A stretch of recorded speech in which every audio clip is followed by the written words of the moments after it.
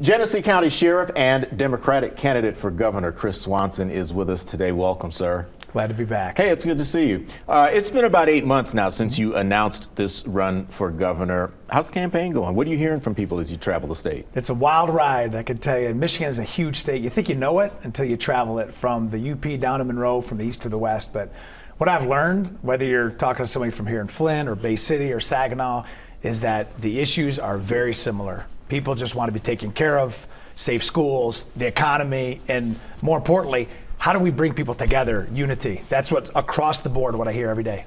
What is your overall message, your vision for the state if you're elected governor? Yeah, I'm a working class candidate that is here to do one thing. It's the same thing I've done as the sheriff, and that is to make your life better.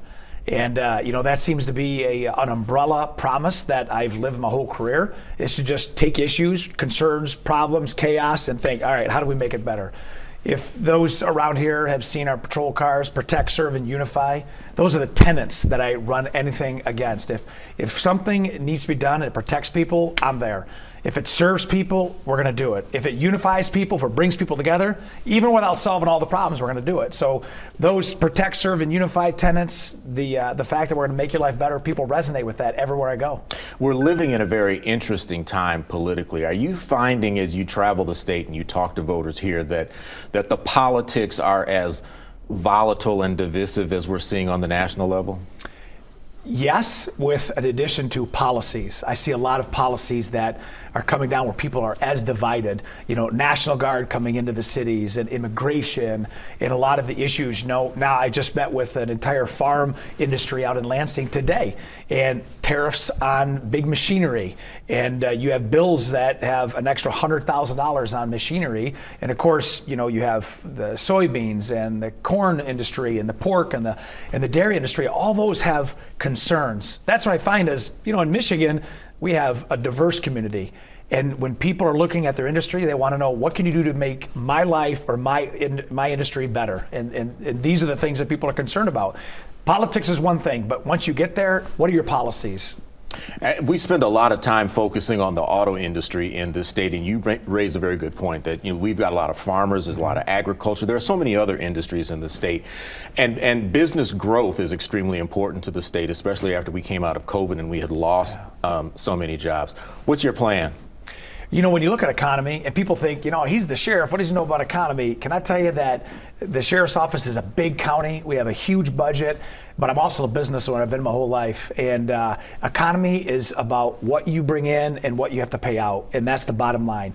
So the state of Michigan has a GDP of about $555 billion.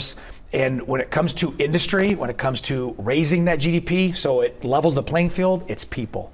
The more people we bring to the state, the more money they actually make and the more money they spend in the state. How do you attract people? Making it safe. Making sure people who are educated in Michigan stay in Michigan, bringing in industries that say Michigan's going to be our home, and they have policies that attract industries, data centers, AI centers, other manufacturing. We talk about General Motors and Ford and Chrysler and all those that are built in Michigan. Michigan, where are we building the boats? Indiana. Why are we not building other manufacturing goods here? These are the kinds of things that an executive leader from the state that comes from a manufacturing, 75 corridor, that's on the front of the mind. So there's a lot of opportunity out there.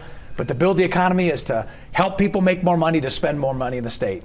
You mentioned your background, of course, in law enforcement, protecting, serving, keeping the peace. A major issue across the state and really across the country for people is their safety. You've had tremendous success on that front here in Genesee County. How do you take your successes statewide? And I know you can point to Ignite, because you've not only taken that statewide, it's gone across the country. But in terms of other issues that directly impact, the voters, what's your message? The message is you take what we've done in a big county and you just duplicate it. You scale it up. So the governor who oversees the state police, the DNR, the National Guard, but also in times of tragedy and in times of natural disaster, people want to feel safe. wherever they are. So you don't forget about the rural communities, the farm communities, the Sunrise Side, the Fruit Belt, or the cities, Muskegon, Flint, Detroit, even way up the Traverse City and Marquette. These are areas that people want to know, hey, is my community safe? I don't live in Lansing, I don't live in Flint, but I do live in, Sheboygan. And when I go to Sheboygan, they want to be just as safe. And so you work with local law enforcement, counties. I know there's 83 sheriffs. We're very like-minded. But to the programs you mentioned, I did that to show we have results here that can be duplicated. Look at Ghost with what we've done with human trafficking. I've worked with 64 sheriffs throughout the state of Michigan. We're actually working with a sheriff from another county as we speak, because we do these things to make those people feel safe, that a predator out there is not going to go after your kids. So you take the assets that we have, you expand that statewide, you take the programs that we've made and you make it statewide, and that's how you reduce crime and build trust between the white and black community, the community, and those that are impacted via justice. All those little deposits, they make people believers again, and that's what brings safety. When Dan Kildee announced that he was going to leave Congress, your name was floated as a potential candidate to run for that office. And I think at that time you said that was not your calling. Right. Was that to say that serving in an elected legislative position was not your calling? Or do you feel like you're better suited for this elected executive position? And if so, why? Your final point is the answer. I don't confuse flattery with strategy.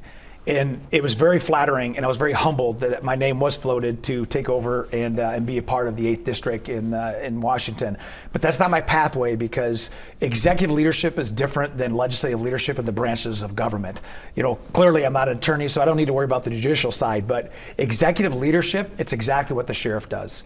And when you look at my role, to enforce laws, maintain order, that's the exact responsibility of a governor of a state, to enforce laws and maintain order.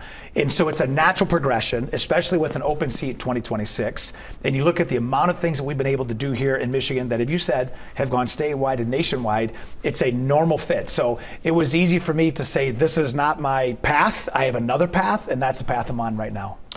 If you are giving, as we wrap this up, the proverbial 30 to 60 second elevator speech to somebody who's on the fence, trying to decide among you and the other candidates who are in this race, what are you telling them?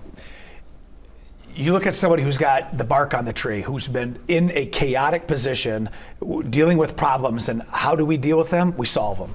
And somebody like me, who's been a lifelong paramedic, a lifelong police officer, and a professor at the University of Michigan in public health, there are issues that I've dealt with that I've solved because it makes sense and it's the right thing to do. So if you want a problem solver, you want somebody optimistic or somebody who is energetic, I get a lot of that. Is this really who he is? Is he always like this? This is exactly who I am. And I think people are exhausted with politics, or exhausted with the parties. They're exhausted with the process. People are looking for somebody fresh and new. That's what I'm looking for. And that's why I'm running. And that's why when I say I'm a working class candidate for the working class, whether they go from rags to riches or they're just grinding every day, to make your life better. And I think in my heart, that's exactly what people want. I can vouch for what you just said about the energy, because when people ask me out there, is he really, I go, that is exactly. That's right. What you see is what you get. Sheriff Swanson, thank you. We appreciate your time. Good luck. Thank you.